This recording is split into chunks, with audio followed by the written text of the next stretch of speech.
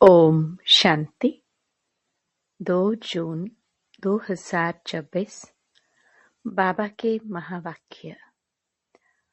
मीठे बच्चे, तुम हो रूहानी पंडे। तुम्हें गृहस्थ व्यवहार संभालते हुए कमल फूल समान बन याद की यात्रा करनी और करानी है। प्रश्न। बाप बच्चों का कौन सा श्रृंगार करते हैं? किस श्रृंगार के लिए मना करते हैं? उत्तर। बाबा कहते, मीठे बच्चे, मैं तुम्हारा रूहानी श्रृंगार करने आया हूँ। तुम कभी भी जिस्मानी श्रृंगार नहीं करना। तुम बेगर हो। तुम्हें फैशन का शौक नहीं होना चाहिए। दुनिया बहुत खराब है, इसलिए जरा भी शरीर का फैशन नहीं करो। गीत। आखिर वह दिन आया आज। ओम शांति। बेहद का बाप बैठ बेहद के बच्चों को समझाते हैं। बेहद माना कोई हद नहीं। कितने ढेर बच्चे हैं। इतने बेशुमार बच्चों का एक ही बाप है, जिसको रचयिता कहा जाता है। वह है हद के बाबाए। यह है बेहद के रूहों का बाप। वह है हद के जिस्मानी बाप। यह है बेहद के रूहों का एक ही बाप, जिसको भक्ति मार्ग में सब रूहें याद करती हैं। तुम बच्चे जानते हो, भक्ति मार्ग भी है, साथ साथ रावण राज्य भी है। अब मनुष्य पुकारते हैं कि हमको रावण राज्य से राम राज्य में ले जाओ। बाप समझाते हैं, देखो, देवी देवता जो भारत के मालिक थे, अब नहीं है। वह कौन थे, यह भी अब तुम जानते हो। हम ही सतयुगी सूर्यवंशी घराने के मालिक थे। राजा रानी तो होते हैं ना। तुम बच्चों को अब स्मृति आई है। बाबा आया हुआ है हम बच्चों को राज्य भाग्य का वर्षा देने, विश्व का मालिक बनाने। बाप कहते हैं, अब सब भक्ति मार्ग में हैं। भक्ति मार्ग को ही रावण राज्य कहा जाता है। ज्ञान मार्ग सिर्फ एक बाप ही सिखाते हैं तुम बच्चों को। उस बेहद के बाप को भक्ति मार्ग में सब याद करते हैं। अभी तुमको 21 जन्म के लिए ज्ञान की राजधानी मिलती है। फिर आधा कल्प तुम पुकारेंगे ही नहीं। हाय राम, हाय प्रभु कहने की दरकार ही नहीं रहेगी। हाय राम तब करते हैं जब दुखी होते हैं। तुमको वहां दुख होता ही नहीं। अभी तुम जानते हो, यह भी खेल बना हुआ है। आधा कल्प है ज्ञान का दिन, आधा कल्प है भक्ति की रात। भक्ति हमको नीचे उतारती है। तुम बच्चों की बुद्धि में सीढ़ी का नॉलेज जरूर चाहिए। बाप समझाते हैं कि यह 84 जन्मों का चक्र है। इस चक्र को जानने से तुम चक्रवर्ती राजा बनेंगे। इसलिए बाबा चित्र भी बनवा रहे हैं, जिससे सिद्ध हो कि हम इस चक्र को जानने से 21 जन्म के लिए राज्य भाग्य लेते हैं। अभी तुम बहुत हो गए हो। बड़ी रूहानी शक्ति सेना बनी है। तुम सब पंडे हो। बाबा भी पंडा है। उनको कहा जाता है गाइड। पंडा अक्षर शुभ है। यात्रा पर ले जाने वाले पंडे होते हैं। यात्री जाते हैं तो उनको एक गाइड मिलता है कि इनको यह सब दिखाओ। तीर्थ यात्रा पर भी पंडे मिलते हैं। बाप कहते हैं, जन्म जन्मांतर तीर्थ यात्रा करते आए हो। अमरनाथ पर जाते हैं, तीर्थों पर जाते हैं, परिक्रमा लगाते हैं। वहां जाने समय फिर वही याद रहता है। घर बार धंधे धोरी सबसे दिल हट जाती है। यहाँ तुमको समझाया जाता है, अपने घर गृहस्थ में रहते हुए धंधा धोरी भी करते रहो और फिर गुप्त यात्रा पर रहो। यह कितना अच्छा है। कितना बड़ा धंधा करना है उतना करो, किसी को मना भी नहीं है। भल अपनी राजाई भी संभालो। राजा जनक को भी सेकंड में जीवन मुक्ति मिली। तुमको कोई बाहर की यात्रा आदि तरफ धक्के खाने की दरकार नहीं है। अपने घर बार की भी पूरी संभाल करनी चाहिए। जो सेंसिबल अच्छे बच्चे हैं वह समझते हैं हमको घर गृहस्थ में रहते कमल फूल समान रहना है। गृहस्थ व्यवहार में तंग नहीं होना चाहिए। कुमार कुमारियां तो जैसे सन्यासी है, उनमें विकार है नहीं। 5 विकार से दूर हैं। अभी तुम बच्चे जानते हो, हमारा श्रृंगार ही और प्रकार का है, उनका और है। उनका है तमो प्रधान श्रृंगार, तुम्हारा है सतो प्रधान श्रृंगार, जिससे तुमको सतो प्रधान सूर्यवंशी राजाई में जाना है। बाप तुम बच्चों को समझाते हैं, तमो प्रधान जिस्मानी श्रृंगार जरा भी नहीं करो। दुनिया बहुत खराब है। गृहस्थ व्यवहार में रहते फैशनेबल मत बनो। फैशन कशिश करता है। इस समय खूबसूरती अच्छी नहीं है। काले हो तो अच्छा है, कोई पंजा नहीं मारेगा। खूबसूरत पिछाड़ी तो फिरते रहते हैं। श्री कृष्ण को भी सांवरा दिखाते हैं। तुमको गोरा बनना है शिव बाबा से। वह गोरे बनते हैं पाउडर आदि से।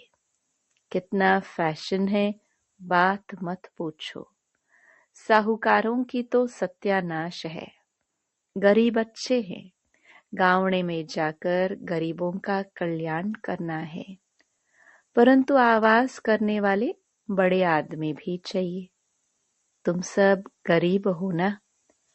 कोई साहूकार है क्या? तुम देखो कैसे साधारण बैठे हो। बॉम्बे में फैशन देखो तो क्या लगा पड़ा है। बाबा पास मिलने आते हैं तो कहता हूँ, तुमने यह जिस्मानी श्रृंगार किया है, अब आओ तो तुमको ज्ञान श्रृंगार कराए, जिससे तुम स्वर्ग की परी 21 जन्मों के लिए बन जाएंगे। सदा सुखी बन जाएंगे। न कभी रोएंगे, न दुख होगा। अभी यह जिस्मानी श्रृंगार तुम छोड़ दो। तुमको हम ज्ञान रत्नों से ऐसा फर्स्ट क्लास श्रृंगार कराएंगे जो बात मत पूछो। अगर मेरी मत पर चलेंगे तो तुमको पटरानी बनाऊंगा। यह तो अच्छा है ना? तुम सब भारतवासियों को इस तमो प्रधान आसुरी दुनिया नरक से भगाए स्वर्ग की महारानी बनाता हूँ। तुम बच्चे समझते हो, आज हम सफेद पोश में हैं। दूसरे जन्म में स्वर्ग में सोने के चम्मच से दूध पिएंगे। यह तो बहुत छीछी दुनिया है। स्वर्ग तो स्वर्ग है, बात मत पूछो। यहाँ तुम बेगर हो। भारत बेगर है। बेगर टू प्रिंस गाया हुआ है। इस भारत में ही फिर जन्म लेंगे। बाप ने हमको स्वर्ग का मालिक बनाया था। रात दिन का फर्क है। महान गरीब जिनको खाने के लिए कुछ नहीं होता है, उनको ही दान दिया जाता है। भारत ही महान गरीब है। बेचारों को यह पता भी नहीं है कि इस समय सब तमो प्रधान है। दिन प्रतिदिन सीढ़ी नीचे ही उतरते रहते हैं। अभी कोई सीढ़ी चढ़ नहीं सकते। 16 कला से 14 कला, फिर 12 कला, नीचे उतरते ही आते हैं। यह लक्ष्मी नारायण भी पहले 16 कला संपूर्ण थे, फिर 14 कला में उतरते हैं ना। यह भी अच्छी रीति याद करना है। सीढ़ी उतरते उतरते बिल्कुल ही पतित बने हैं। फिर स्वर्ग के मालिक कौन बनाए? यह वर्ल्ड की हिस्ट्री ज्योग्राफी रिपीट होती है। यह भी सब कहते हैं, परंतु अब कौन सी हिस्ट्री रिपीट होगी, यह कोई नहीं जानते। शास्त्रों में तो लिख दिया सतयुग की आयु लाखों करोड़ों वर्ष है। पूछो सतयुग कब आएगा? कहेंगे अभी 40,000 वर्ष पड़े हैं। तुम सिद्ध कर बतलाते हो कल्प की आयु ही 5,000 वर्ष है। वह फिर सिर्फ सतयुग को ही लाखों वर्ष दे देते हैं। घोर अंधियारा है ना। तो मनुष्य कैसे माने भगवान आया होगा? वह समझते हैं भगवान तब आएंगे जब कलयुग का अंत होगा। अभी तुम बच्चे इन सब बातों को समझते हो। विनाश सामने खड़ा है। बच्चों को समझाया जाता है कि विनाश के पहले बाप से वर्षा ले लो, परंतु कुंभकर्ण की नींद में सोए पड़े हैं, तो बेचारे हाय हाय कर मरेंगे। तुम्हारी जय जयकार हो जाएगी। विनाश में होते ही हैं हाय हाय। विपरीत बुद्धि हाय हाय ही करेंगे। अभी तुम हो सच्चे की औलाद सच्चे। नरक का विनाश होने बगैर स्वर्ग कैसे बनेगा? तुम कहेंगे यह तो महाभारत लड़ाई है, उनसे ही स्वर्ग के द्वार खुलने हैं। मनुष्य तो कुछ नहीं जानते हैं। तुम्हारी बुद्धि में है हमको अभी दैवी स्वराज्य का माखन मिलता है। वह आपस में लड़ते रहेंगे। है वह भी मनुष्य, तुम भी मनुष्य, परंतु वह है आसुरी संप्रदाय, तुम हो दैवी संप्रदाय। बाप बच्चों को सम्मुख समझाते हैं। तुम बच्चों के अंदर में खुशी रहती है। अनेक बार तुमने ऐसी राजधानी ली है जैसे अभी तुम ले रहे हो। वह आपस में 2 बिल्ले लड़ते हैं। माखन तुमको मिलता है, सारे विश्व की बादशाही का। तुम यहाँ आते ही हो विश्व का मालिक बनने। तुम जानते हो हम बाबा से योग लगाए कर्मातीत अवस्था को पाएंगे। वह आपस में लड़ेंगे, हम विश्व की बादशाही पा ही लेंगे। यह तो कॉमन बात है। वह बाहुबल वाले विश्व की बादशाही ले न सके। तुम योग बल से विश्व के मालिक बनते हो। तुम्हारा है ही अहिंसा परमो दैवी धर्म। दोनों हिंसाएं वहां होती नहीं। काम कटारी की हिंसा सबसे खराब है, जो तुमको आदि मध्य अंत दुख देती है। यह किसको पता नहीं। रावण राज्य कब होता है? अभी पुकारते हैं, आकर हमको पावन बनाओ, तो जरूर कभी पावन थे ना। भारतवासी बच्चे ही पुकारते हैं, दुख से लिबरेट करो, शांति धाम में ले जाओ, दुख हर कर सुख दो। श्री कृष्ण को हरि भी कहते हैं। बाबा हमको हरि के द्वार ले चलो। हरि का द्वार है कृष्णपुरी, यह है कंसपुरी। यह कंसपुरी हमको पसंद नहीं है। माया मच्छंदर का खेल दिखाते हैं। यह तो तुम जानते हो। रावण का राज्य द्वापर से शुरू होता है। देवताए जो पावन थे वह पतित होने शुरू होते हैं। इसकी भी निशानियां जगन्नाथपुरी में है।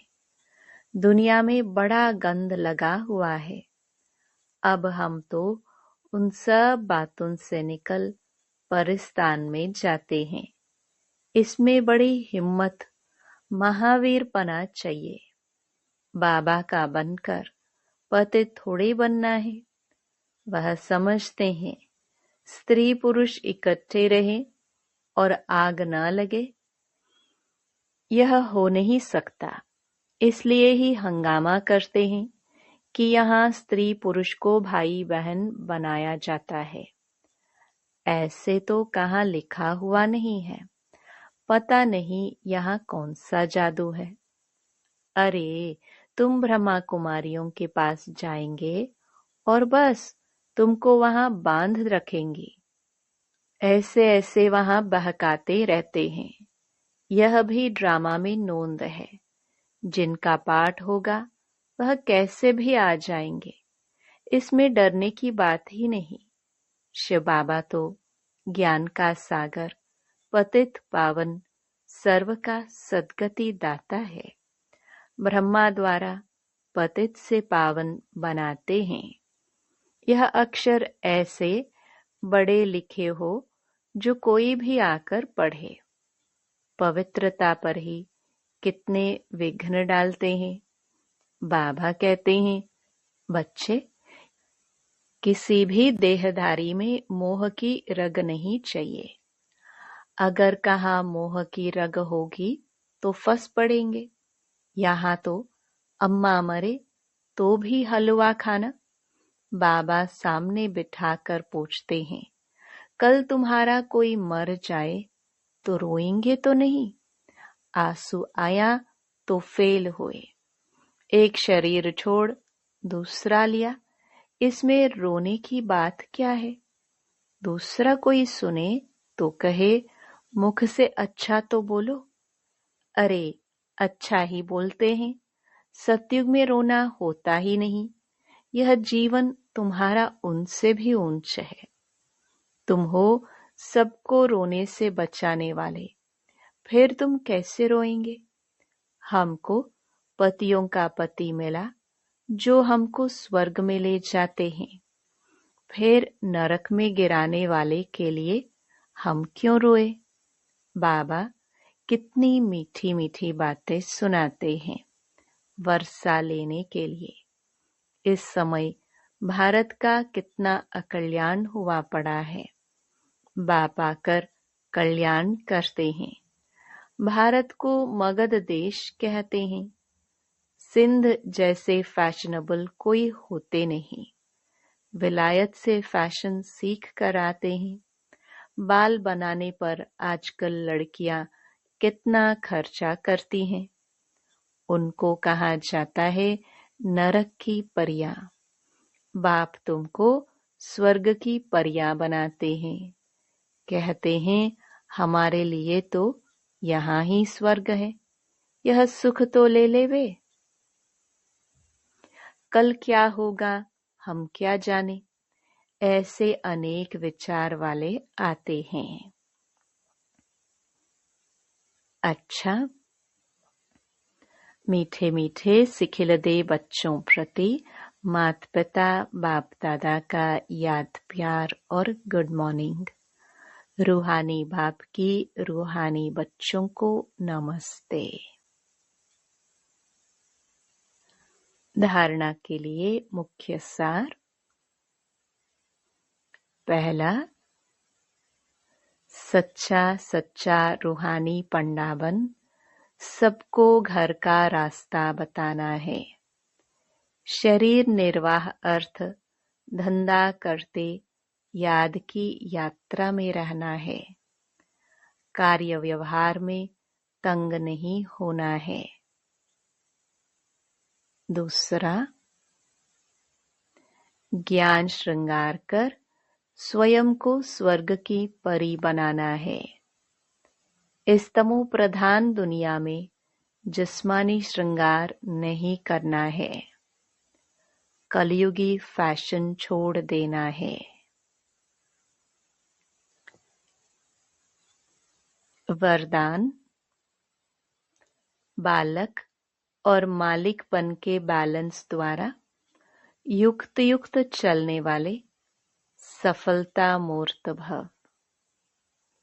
जितना हो सके सर्विस के संबंध में बालकपन, अपने पुरुषार्थ की स्थिति में मालिकपन, संपर्क और सर्विस में बालकपन, याद की यात्रा और मंथन करने में मालिकपन, साथियों और संगठन में बालकपन और व्यक्तिगत में मालिकपन।